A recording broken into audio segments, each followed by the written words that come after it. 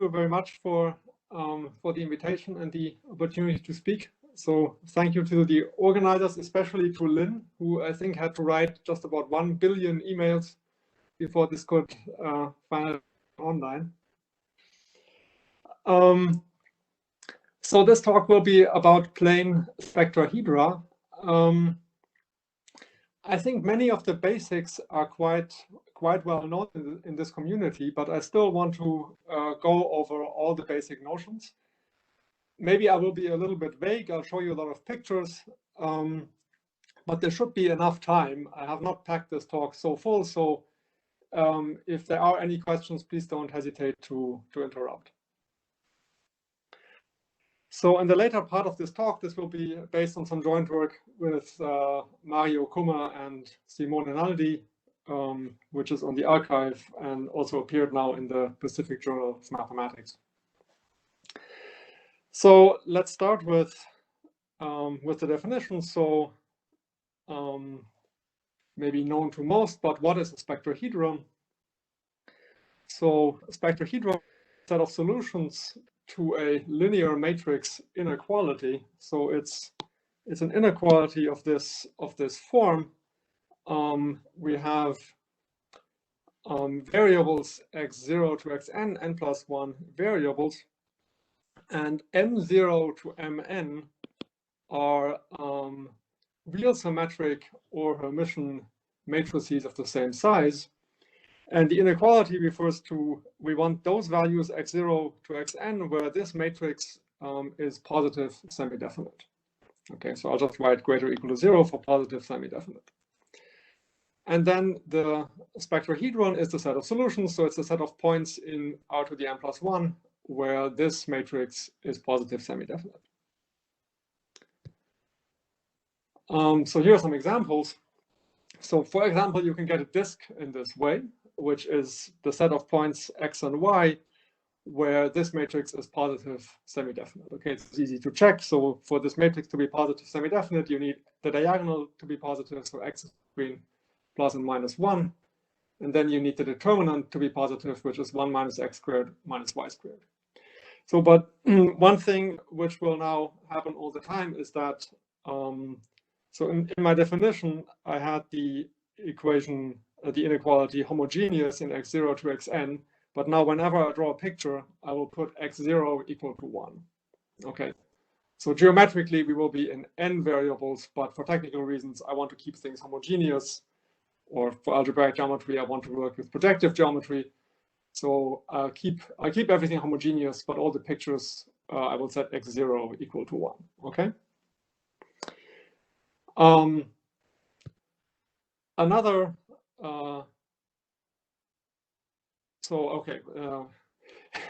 so in general, so what are these sets? They're convex, of course, by definition, and they are semi-algebraic sets, more precisely basic closed semi-algebraic sets. If I keep things homogeneous, it's a cone. Otherwise, I'm taking slices of a cone. And you can get a semi-algebraic description because being positive semi-definite, of course, is a semi-algebraic condition, as we just saw also in Marie-François' talk. So what are some more examples? Oops. Okay.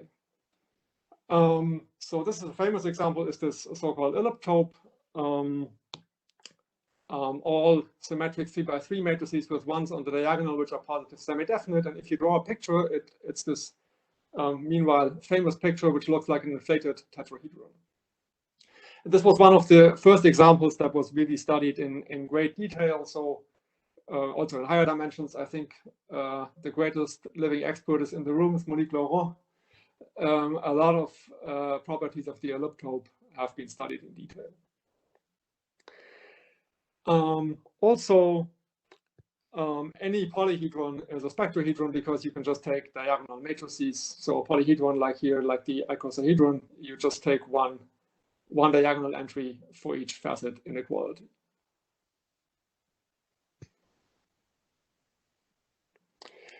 Now, I'm going to make some general assumptions. So, and these assumptions are without loss of generality. I'm going to assume that the matrix is strictly positive on the interior of the strictly positive definite on the interior of the spectrohedron. And this then means that that the determinant of this whole thing will vanish on the boundary and will be positive on the interior. Okay.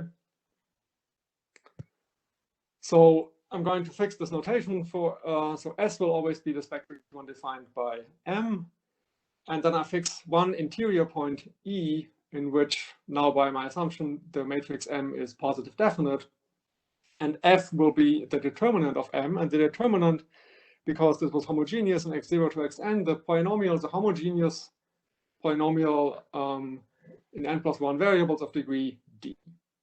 Okay? Does this all make sense so far? Are there any questions?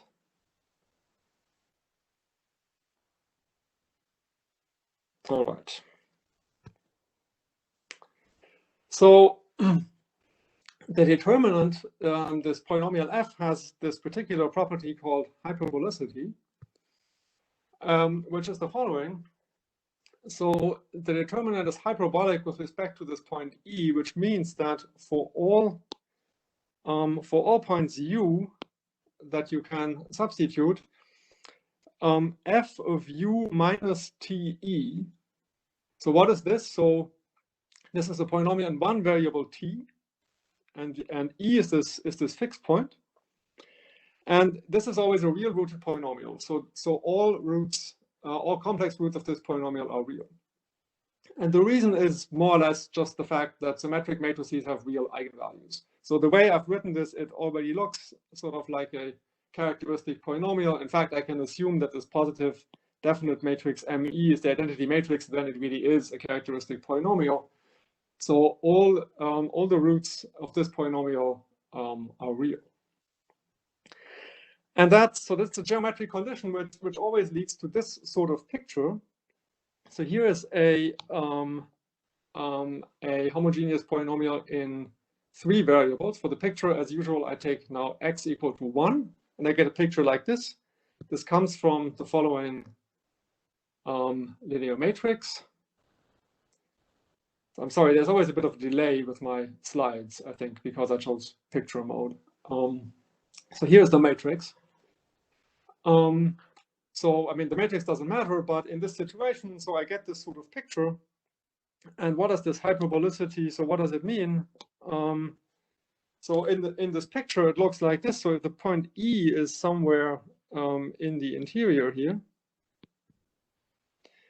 and then if I take any line through this point E, I will get degree many intersection points with the 0 set of the determinant. And so this is the typical picture. So as I said, the determinant, which is f, vanishes on the boundary of the spectrohedron.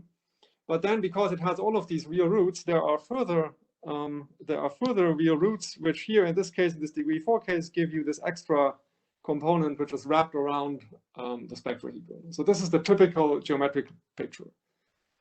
If you, as a cone, it looks like this. You have the spectrohedral cone in the middle, which is the slice of the PSD cone, and then you get these extra roots of the determinant wrapped. Okay. So and this is the typical picture. So here's a more oh yeah, okay. So so another point to observe is that, of course, so the spectrohedron is where the matrix is positive definite, but this is also encoded in the polynomial. So the spectrohedron is the set of points where the roots of f are not only real, of f of u minus te, but are non-negative. Right? This is just like in the matrix case. All eigenvalues non-negative. This corresponds to the polynomial having non-negative roots. Now, so here's another picture which shows how this typically looks like. This is one of the first examples that was studied in some detail in a paper by Nie, Parello, and Sturmfeld. This is a picture of the so-called 5 ellipse. So it's a very nice example. So you have 5 points, which are these real points here in the plane. And the 5 ellipse is the locus of points for which the sum of the distances to these 5 points is equal to 1.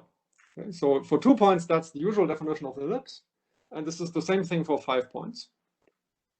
And if you take the distance to be less than or equal to 1, you get a convex region. And that convex region is this tiny, tiny, tiny little thing here in the middle. Okay, this is the actual geometric 5 ellipse.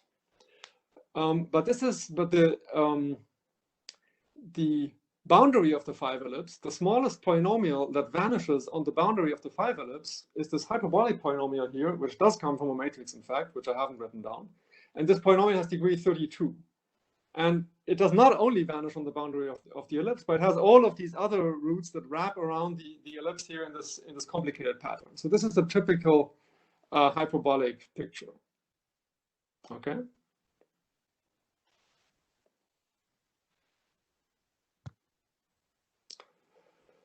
And the reason that this case of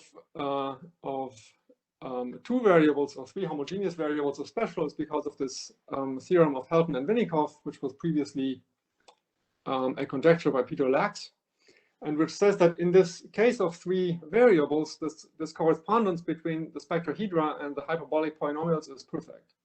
So if you have a spectrohedron, you get from the determinant such a hyperbolic polynomial, but vice versa, every hyperbolic polynomial, so every polynomial with this real rootedness property, comes from a determinant. So it admits a determinant representation. F is the determinant of M which is also positive definite at the point E. And so this theorem, I think, is really what started this whole topic in the real algebraic geometry community, and there has been a lot of subsequent work. For instance, it does not hold in higher dimensions. There have been various attempts to generalize it to polynomials in more than 3 variables. And I'll say something about that maybe in the end.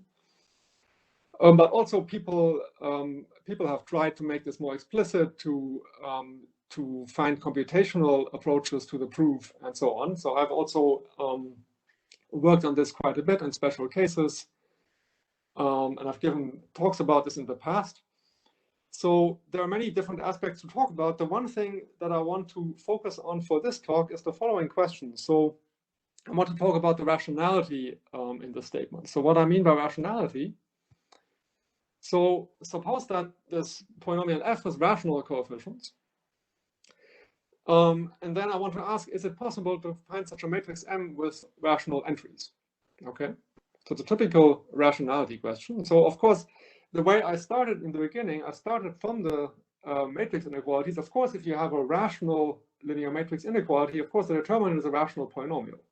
Okay, but this Helton-Vinikov theorem, which says the opposite, it's not clear that just because the determinant is rational, this does of course not mean that the matrices are rational. So it's a typical rationality question. And like most rationality questions, if you ask the question in this complete generality, then the answer is no. This is easy to see. In fact, even in the case of 1 variable, this is non-trivial if you think about it. So if you have a real rooted polynomial in 1 variable, of course, it's the determinant of a symmetric matrix. You just take the diagonal matrix with the real eigenvalues, okay? But if the polynomial is a rational polynomial, which is real rooted, with non-rational roots, then you can't do this. And even in this case already, it is actually a condition. Okay, you cannot always find a rational matrix that represents such a polynomial. So a number of theorists have studied this in some detail. And even more in the case of curves, so the arithmetic has been studied, so you can analyze the proof of the Helton-Vinikov theorem, and you can find some algebraic extension over which the representations live, but it is typically quite large. So in general, the answer is no. But the main result that I want to get to, and which we moved with Mario and Simone, it says roughly the following. So if f has rational coefficients and the curve is smooth, I'll get to that, then there is some rational symmetric linear matrix polynomial M. The determinant is not necessarily f, but the determinant is divisible by f.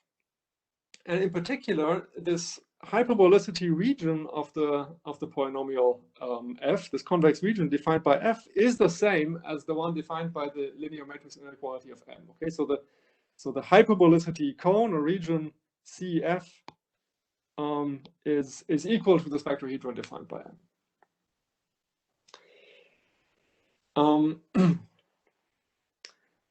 And so the proof is, well, it's relatively elementary in the sense that it uses the sort of classical geometry of plane curves and some elementary arguments, but it is unfortunately very, very technical.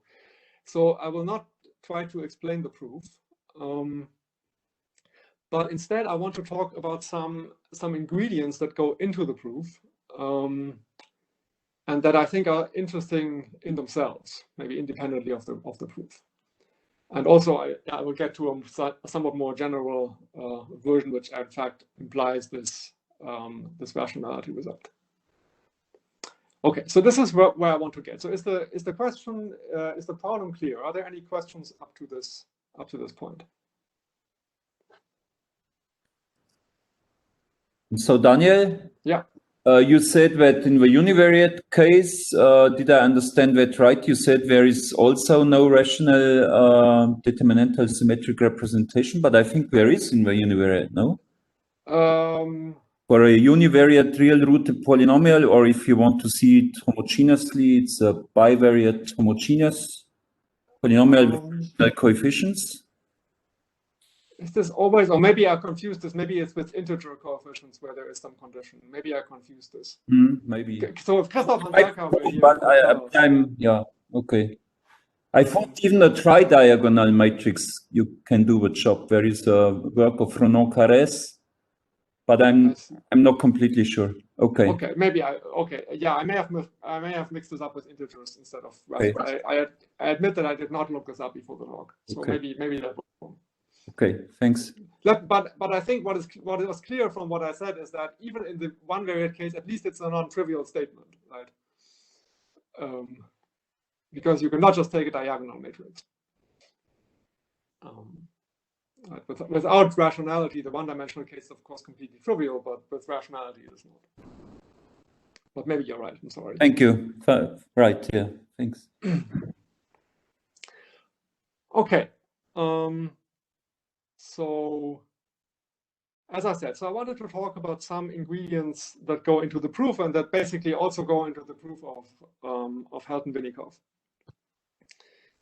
Oh, I see. So I keep forgetting what's on my slides. So the point is that because f is only a factor of the determinant, the matrix M is larger than the degree of f, but we can bound the size. It's quadratic in the degree of f. So if f has degree d, then in fact we can show that there is such a rational matrix of size that knows d squared plus d over 2. Okay. Okay.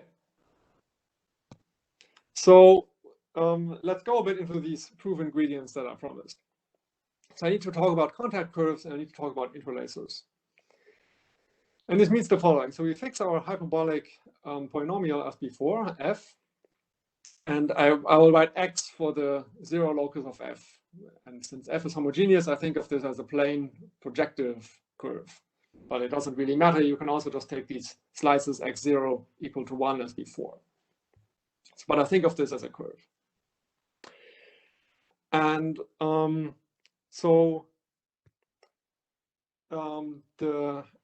point is that if I have a determinantal representation,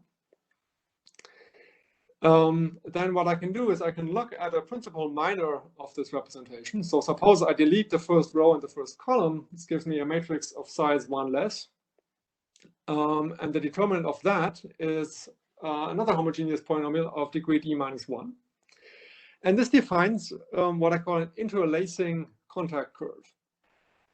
So what does this mean? So this is two separate properties. So the first property is interlacing.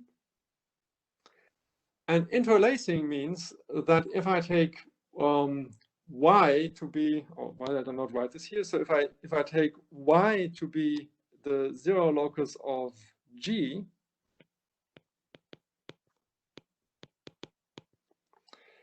then the zeros of y are nested between the zeros of x. It's really easy. It's not hard to define, but it's really easiest to just see it in a picture. So in the picture, it looks like this. So if the blue curve is is x, then y is the red curve, and as you can see, the zeros of f are between those of g are between those of f. Okay.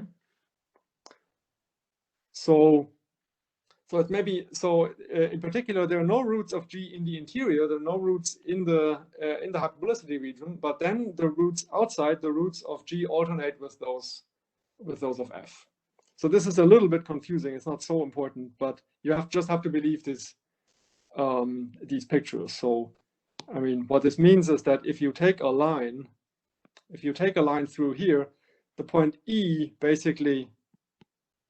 The point E sits at infinity for these univariate polynomials f or g of t u minus te, and then the roots along this line alternate for these two polynomials. Okay, so this is what it means to interlace. It's this geometric condition. Does it make sense?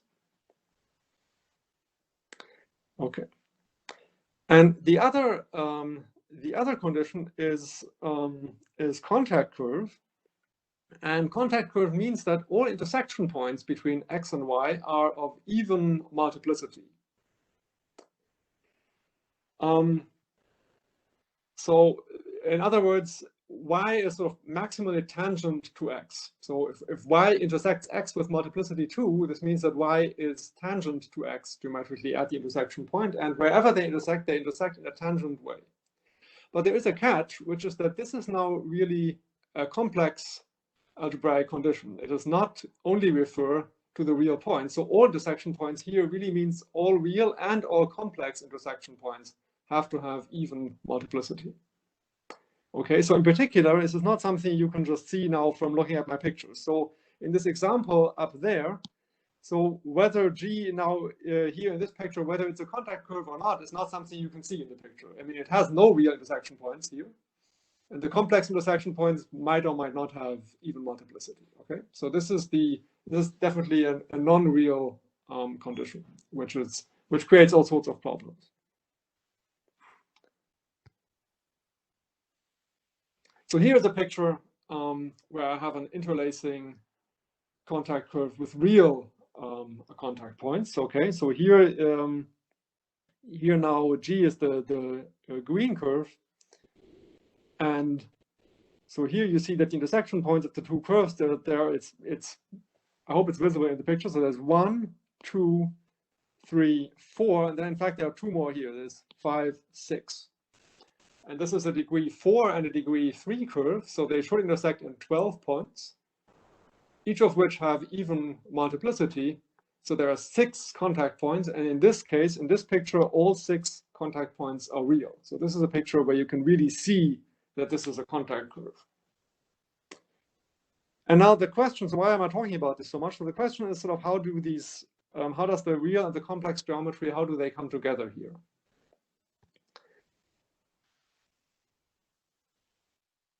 So in general, this is something that you can also see in various proofs of the Helton-Vinikov theorem.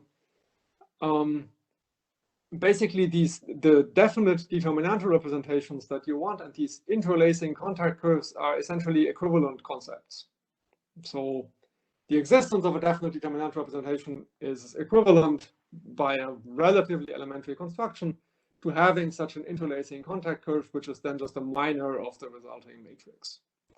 And so Victor Vinikov always says, I mean, this is translating one hard problem into another hard problem, and it's not so of course it's not clear how do you produce an interlacing contact curve. So the construction itself goes back over C already to the work of Hesse in the 19th century. But to prove the existence of such an interlacing contact curve in the real hyperbolic case, this is equivalent to the Hardened-Vinikov theorem.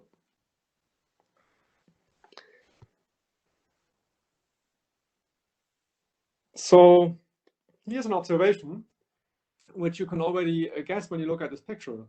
So I said you cannot see from a picture whether a curve as a contact curve. However, if you have two curves which interlace, then any real intersection points will automatically have even multiplicity, right? Because, I mean, it's sort of, it's not hard to prove, but it's also sort of clear geometrically. If I have G nested between F, then the curve G cannot cross over here, which means you cannot have an odd intersection multiplicity. In other words, you can think of this as a sign condition. The sign of G has to alternate on the various components of the curve X. And the sign condition, the sign changing condition means that all the real intersection points have to be even. Does this make sense? Okay, so these are two independent conditions. Sorry, these are two independent conditions, being interlacing and being a contact curve, but they are somewhat related in the sense that if you have any real intersection points of an interlacer, then they're automatically contact points. And this was kind of the starting point for this whole project with Simone and Mario, which is that we thought, well, wouldn't it be nice if we could just find curves with only real contact points, interlacers with only real intersection points, which will then give us this complicated contact condition in the Helton-Vinikov theorem. And how do you find such curves? Well, so you start looking at the set of all interlacing curves. So because interlacing is a sign condition, as I just said, it's very easy to see that, in fact, the set of all G that interlace a fixed hyperbolic polynomial F is a convex cone, the convex condition. And of course, if you are somehow, if you have no real intersection points, then you are in the interior of this cone. Whereas if you move to the boundary of the cone, you will pick up some intersection points of even multiplicity. So if you want the biggest number of real intersection points, you should look at extreme rays of this cone, right? This is very natural. Always in what we call convex algebraic geometry, you have a nice convex cone. You want to understand what are its extreme rays. So this is our idea: study the extreme rays of this interlacer cone. So I think there are some people here who know a lot about extreme rays of the sums of squares cone and the non-negative cone. And because this is this interlacing is this kind of sign condition, as I said, this is very much a related problem. But it turns out to be very hard. I mean, in general, I think it's even harder than extremal rays of the PSD cone. So what can we say about the extreme rays of the interlacer cone? So one thing that we proved early on, and that is actually very, very simple, is the following: if you have as I said, if you are on the boundary of this interlacer cone, you must have some real contact point. And in fact, if you have an extremal interlacer, it will have at least this number of real contact points, at least d plus 1 times d minus 2 over 4 real contact points. So this, I mean, it's almost an exercise to prove. It's basically just counting dimensions properly, then you arrive at this lower bound. So how does this work out if I wanted an actual contact curve? Well, so it means you have to compare these two numbers. So you have a curve of degree d and a curve of degree d minus 1. So they intersect in d times d minus 1 complex points by Bezout's theorem, and you want all of these points to have even multiplicity. So you should see at most d times d minus 1 over 2 contact points. Okay, this is generically, this is the number of contact points. And so, of course, so this number that we get for the extremal interlacers, it's sort of in the same order of growth, but it is of course smaller. So you can see how these numbers compare. So already for degree 4, these two numbers are not the same. So an extremal interlacer will produce at least 5 contact points. And then there might be either another real contact point, or there might be 2 complex conjugate points, which are then not contact. Whereas a proper contact curve will have to have 6 contact points. real or complex. So even in this example, in fact, so we studied this curve of these curves of degree 4 for quite some time, and it turns out that the question, so is there some extremal interlacer that has only real intersection points? This is a natural question, right? So this is, I mean, the theorem only gives a lower bound. So can we find some extremal array that really produces d times d minus 1 over 2 real contact points? And but it turns out that even for degree 4, this question is already quite hard. So let me show you what we can say. So even for degree 4 curves, this is not easy.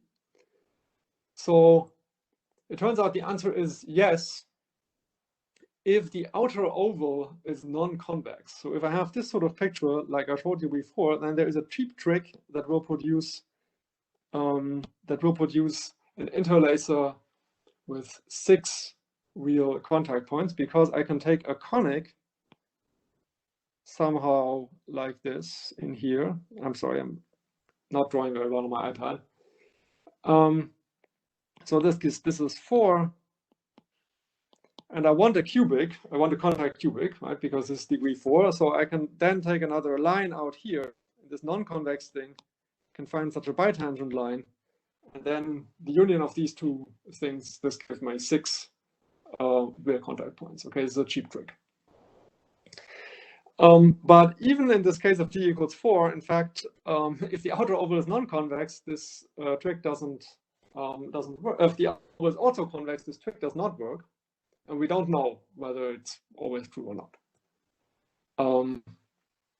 So in fact, this example that of which I've shown you the picture before is defined by these two polynomials here, and it turns out, so here we were able to produce this polynomial g, which is this this contact curve with 6 real intersection points. So it's not always false when the outer oval is convex, but we can prove it in the general case. So these questions are really quite hard. So together with my student Dimitri and with Mohab and his student Fuok, we have an ongoing project about, well, unrelated to determinant representations, but looking at this sort of problem. How can we even certify exactly the number of, say, how can we find a curve with a high number of such contact points? So, I mean, there's some very interesting general results in this direction, but for this particular problem of these interlacing contact curves in the plane, I mean, there are no general results, and it really seems hard to prove anything beyond these examples. Okay. Daniel, so sorry. Can I have a question? Yes. It's Harsh. Hi. So in this question, you assume that f is any fixed hyperbolic polynomial, right? Yes. So, but is it known that there in each degree there exists a hyperbolic polynomial with extremal interlacing with maximum number of real contact points?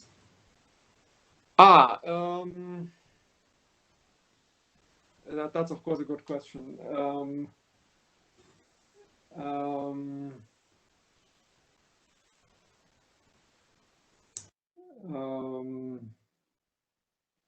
Yeah, that's a good question. Do I know if I knew the answer to this, then I don't remember at the moment.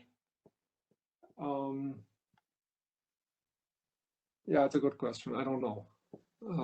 Okay. It's a very natural question. So there might be a cheap trick to do this, or there might not. I'd have to think about it. That's a good question. So I mean, I didn't put I wrote question. I certainly didn't want to write conjecture, because actually, if I had to guess, I would think that the answer to the general question is probably no. Yeah, I mean, because this gap is growing, and I mean, it seems, intuition would be anyway that the answer is no. But of course, you're quite right. If I could actually produce an example in each degree, that would be progress already. I agree.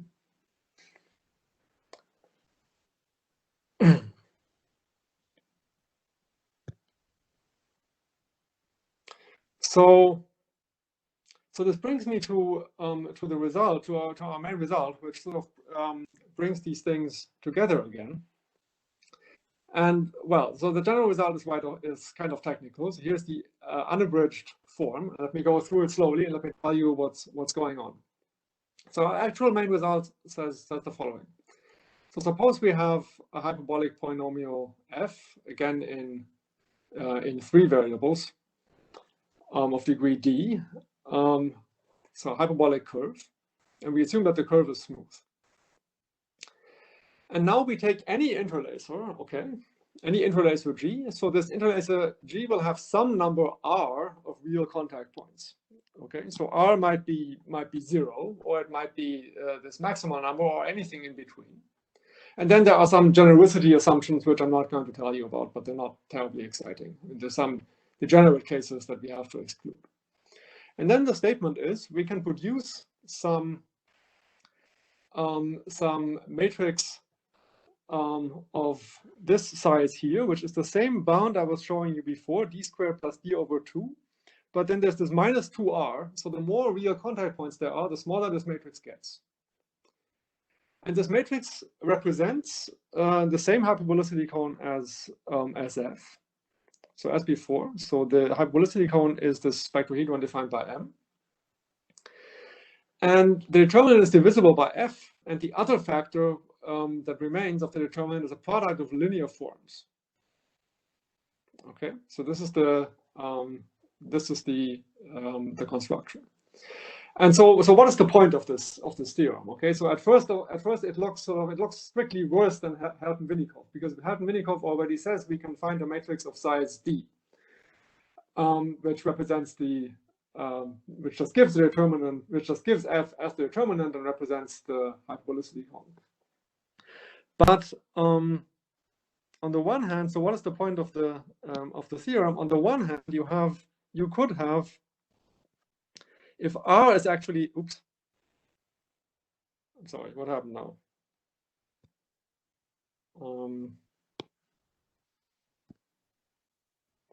Sorry about that.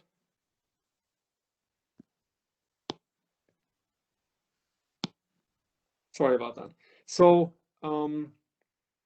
it could happen that R is really maximal, so that you get the maximal number of all. So if you had only if R were maximal, so meaning R is equal to D times D minus 1 over 2. If you have only real contact points, then of course, I mean, this size goes down to D exactly, and you recover the Helton-Vinikov theorem for this very special contact curve with only real intersection points. So if this happened to be true, that there always is such a curve, then in particular this would reprove Helton-Vinikov in this case.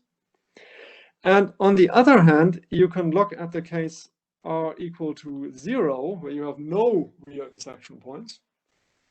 And then it so happens, so then everything, then you have enough wiggle room, everything is generic enough, everything can move, the interlacer can move. And then in fact, so this is what we use to produce this this rationality result. Okay, so this gives you the rationality that I had on the earlier slide. So this gives us the rationality. So I won't explain how this works, but it's a relatively cheap trick. So there's no fancy number theory or anything. This boils down in the end to some large system of linear equations, which has some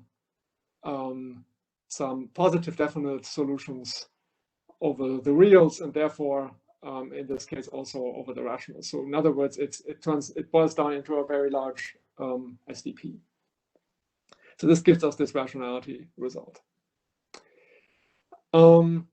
And the third thing, so why we started to work in this direction and why we're thinking about this sort of result is that, as I said, the Helton-Vinikov theorem is known to fail in higher dimensions.